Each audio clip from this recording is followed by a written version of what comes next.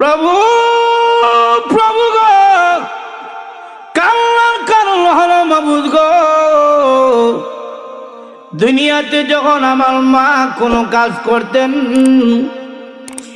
মাঝখানে গিয়ে আমি বাধা দিতাম, ছোট মানুষ বুঝি না। মা কুলার মধ্যে চাল নিছেন, মা নাড়াছাড়া করবেন, আমি কি আমার কানে কদ্দুর আতায় দেই? দেখি না ও প্রভু, আমি যদি মার কাছে ডিস্টার্ব দিতাম দুনিয়াতে, মা বারবার বারণ করতেন, আমি না শুনলে সোর একটা দিতেন, সোর দিয়া কইতেন যা এখান থেকে হইরা যা। আমি তখন চলে যেতাম, যেতে যেতে মারে ডেকে ডেকে বলতাম, মাগো আমি কিন্তু চলে যাই, আর আসবো না, জায়গা কিন্তু কইলাম। মা আমার দিকে তাকায় না, একবার দুইবার তিনবার টুটটারে বেকা কইনা চুকির পানি ছেড়ে দিয়ে বলতাম, মা আঘাত করেছেন জায়গা কিন্তু, এর ঘরে কিন্তু আর ছেলের হইবেন না কুজ্জা। যখন নাকি তিনবার এইভাবে চুকির পানি ছেড়ে দিয়া টুটটারে বেকা কইরা কানতাম, মার দয়া মায়ার মধ্যে এমনি আনন্দের জুস উঠে যেত। ও প্রভু, আমার মা ওই সময় আমার কাছে চলে আসতেন, আয়া সন্তানরে বুকের সাথে জড়াইয়া সন্তানরে কুলের মধ্যে তুলে নিতেন, কুলের মধ্যে নিয়ে গাল বেকা করে কাঁদছিলাম, চোখের পানিগুলো মুছে দিতেন, আর বলতেন ছেলেরে কান্দিস না, আমি ওয়াদা দিলাম আমি মা তোকে আর মারব না। প্রভু গো, সন্তানের কান্না দেখে, টুট ভাঙ্গা কান্না দেখে যদি দুনিয়ার মার মায়া লাগে, তুমি তো রহমানুর রাহিমিন, তোমার দিকে বারবার তাকায় তাকায় কান্দি, তুমি তো মার চাইতে কোটি গুণ বেশি দয়ালু। আমার কান্না দেখে যদি আমার মার মায়া লাগে, তুমি তো মার চাইতে কোটি গুণ বেশি দয়ালু। আমি কান্দি এই জন্য দেখি তোমার নি মায়া লেগে যায়, মার মায়া লাগলে তোমারও তো মায়া লেগে যেতে পারে। আল্লাহ বলেন, গোলাম রে তোর কি জানা নাই, আমি আল্লাহ তোমার মার চাইতে কোটি গুণ বেশি দয়ালু।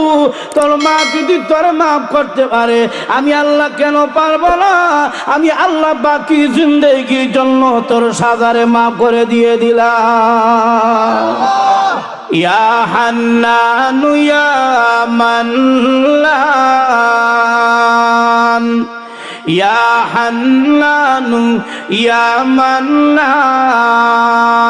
হান্নান আর মান্নান এটা কার নাম? আর কার নাম? দুনিয়াতে কোন বাচ্চা যখন কান্দি, মা বাবার এত মায়া লাগে না, কিন্তু যদি বাচ্চা মা মা বলে কান্দে, আম্মা গো বইয়া কান্দে, তখন দেখবেন কানলে এত মায়া লাগে না, কিন্তু আম্মা গো কইয়া কানলে মার কলিজার মধ্যে গিয়ে ধাক্কা লাগে। আর তখন দেখি না আল্লাহ বলেন, কাফিররা জাহান্নামের মধ্যে গাধার মতো চিল্লাবে, আমি আল্লাহর মায়া লাগবে না। কিন্তু মুমিন যখন ইয়া হান্নানু ইয়া মান্নান বলে কানবে, আমি আল্লাহর কুদরতি অন্তরে গিয়ে তখন ধাক্কা লাগে। জাহান্নামের ভিতরে গিয়ে তাকা দেখেন কোন নবীর উম্মত নাই, নবীর কোন উম্মত নাই। হঠাৎ করে গুনগুন গুনগুন সুরে আওয়াজ আসতেছে, পরিষ্কার বোঝা যায় না, আস্তে আস্তে আওয়াজ আসতেছে, ইয়া আল্লাহ ইয়া মান্নান। সুবহানাল্লাহ। অথচ রসুলের হিসাবের বাহিরে। জিবরাইল গেলেন, কিরে হিসাবের বাহিরে দিয়ে একটা রয়ে গেছে, কিন্তু জাহান্নাম এমন একটা জাহান্নাম যেখানে শুধু ছাই আর ছাই, সব পুরা শেষ, মানুষ তো দেখা যায় না। জিবরাইল গিয়া তাকায় দেখেন শালির একটা স্তূপ দেখা যায়, এখানে মধ্যে হাত দিলেন, হাত দিয়ে তাকায় দেখেন হুইরা একেবারে কঙ্কাল হয়ে গেছে। জিবরাইল জঙ্গল দিয়ে হাত দিয়ে এইভাবে দইরা তার নিয়ে গেলেন।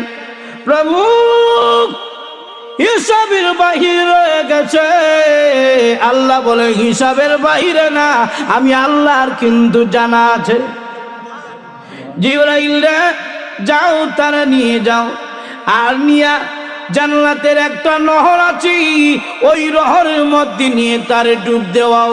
জিবরাইল নহরে ছেড়ে দিলেন, আর নহরের মধ্যে যখন নাকি ওই লোকটা ডুব দিল, 16 বছরের যুবক হয়ে ওই যুবকটা উঠে যাবে। এরপরে মহান আল্লাহ ঘোষণা দিবেন, যারে বান্দা আমি আল্লাহ তোরে জান্নাত দান করলাম। জিবরাইল বলে, প্রভু আপনার বন্ধুর রওজা তো চিরা যায় না। ইসরাফিল ফু দিয়া তাম পৃথিবী ভেঙে ফেলেছে, সব কিছু সমান হয়ে গেছে। কোথায় বাংলাদেশ আর কোথায় সৌদি আরব, কোথায় আমেরিকা আর কোথায় ভারত পাকিস্তান চিনা যায় না, কারণ সব বরাত হয়ে গেছে নদী নালা জাহাজে। প্রভু গো আপনার বন্ধুর রওজা মুবারক চিনা যায় না, কিভাবে আপনার বন্ধুর রওজা মুবারক চিনব? জিবরাইলকে আল্লাহ ডেকে ডেকে বলবেন, জিবরাইল আমি আল্লাহর আরশ থেকে নিয়ে ডাইরেক্ট জমিন পর্যন্ত যেই নূরের লাইট জ্বালানো আছে, ওই নূরের লাইটের নিচে আমার বন্ধু শুয়ে আছে। জিবরাইল আলাইহিস সালাতু ওয়াস সালাম নবীজির রওজার কাছে যাওয়ার আগে হযরত ইসরাফিলকে সাথে নিবেন, এরপরে ইসরাফিল সাথে যাবেন, জিবরাইলের সাথে 70,000 ফেরেশতার সাথে যাবেন নবীজিকে সম্মান দিয়ে তোলার জন্য। নবীজির রওজার চতুর্দিকে গিয়ে ফেরেশতারা লাইনে দাঁড়ায়া যাবেন এবং জিবরাইল বলবেন, ইসরাফিল আপনি নবীজিকে ডাক দেন। বলে আমি কেন ডাক দিব? বলে ডাক দেওয়া, সিংহায় ফু দেওয়া হলো আপনার কাজ, আপনি নবীজিকে ডাক দেন।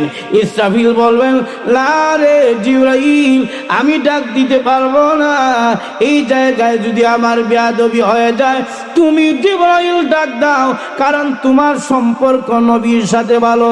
কারণ নবীজির সাথে জিবরাইলের একবার দুইবার না, ইমাম সৈয়দী বলেন জিবরাইলের সাথে নবীজির দেখা হয়েছে 24,000 বার।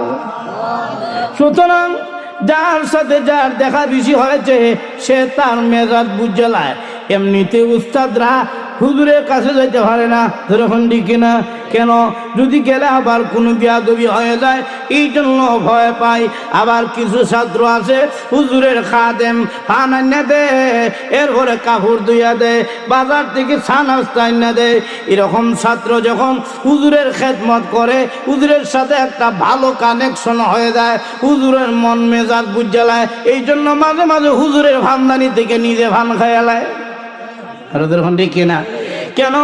বলে হুজুরের মর্জি মেজাজ আমরা বুঝে পেরেছি। জিবরাইল আমি ইসরাফিলের তো নবীর সাথে তো দেখা হয় নাই, সম্পর্ক হয় নাই, তোমার যখন দেখা হয়েছে নবীর সাথে তোমার সম্পর্ক বেশি হয়েছে, এই জন্য জিবরাইল তুমি গিয়ে নবীরে ডাক দাও।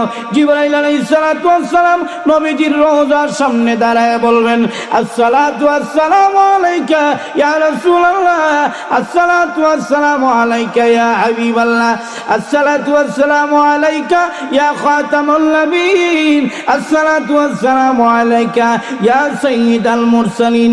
জিবরাইল যখন নবীজিকে সালাম দিবেন, এমনি ধীরে ধীরে নবীজির রওজা শরীফের মাটিগুলো ধীরে ধীরে সরতে থাকবে। আল্লাহর নবী তাকায় দেখবেন জিবরাইল কাপড় হাতের মধ্যে নিয়ে দাঁড়ায় রয়েছেন। আল্লাহর নবী জিজ্ঞাসা করবেন, জিবরাইল কাপড় হাত নিয়ে কেন তুমি দাঁড়ায় রইছো? জিবরাইল বলবেন আল্লাহর নবী এগুলো হলো জান্নাতি কাপড়, আল্লাহ দিয়েছেন আর আল্লাহ জানা দিয়েছেন আপনাকে যেন এই কাপড়গুলো দেই, আপনি রওজা শরীফের ভিতরে এই কাপড়গুলো পরবেন। রাসূল ডাক দিলেন জিবরাইল রে, না আমি পরবো না, ততক্ষণ পর্যন্ত কাপড় পরবো না, আগে আমাকে সংবাদ দাও এই কিয়ামতের কঠিন ময়দানে আমার উম্মতের খবর কি? আলহামদুলিল্লাহি রাব্বিল আলামিন।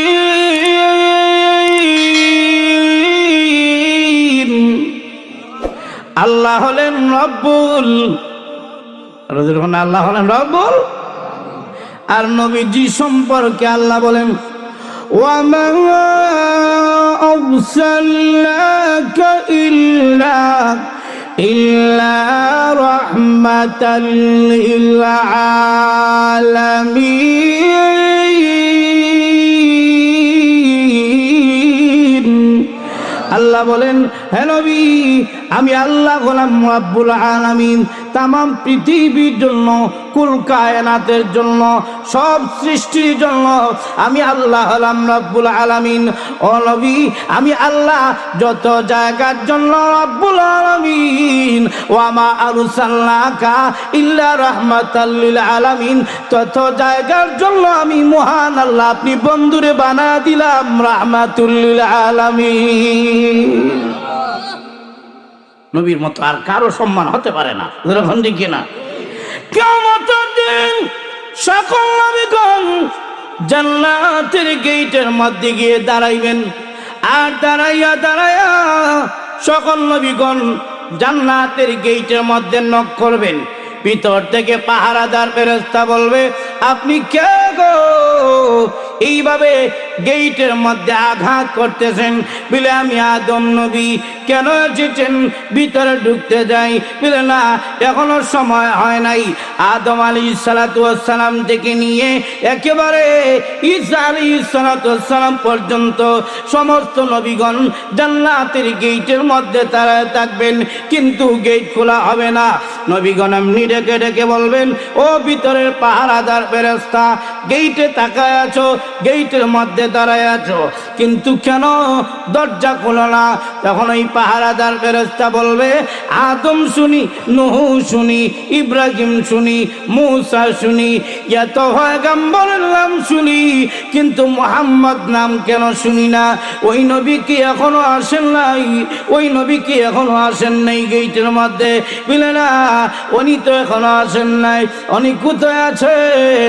নবীগণ বলবেন ওই নবী এখনো আসরে কঠিন ময়দানে উম্মতি উম্মতি বলে কান্দেন, যতক্ষণ পর্যন্ত তার একটা উম্মত জাহান্নামে থাকবে ওই নবী ততক্ষণ পর্যন্ত জান্নাতের দিকে একটা কাকও বাড়াবেন না, একটা কদমও বাড়াবেন না। ফেরেশতা যখন ডেকে ডেকে বলবেন ও পয়গম্বরদের কাফেলা গেটের মধ্যে দাঁড়ায় থাকেন, কারণ রাহমাতুল লিল আলামিনের হাতে মহান আল্লাহ চাবি দিয়ে রেখেছে।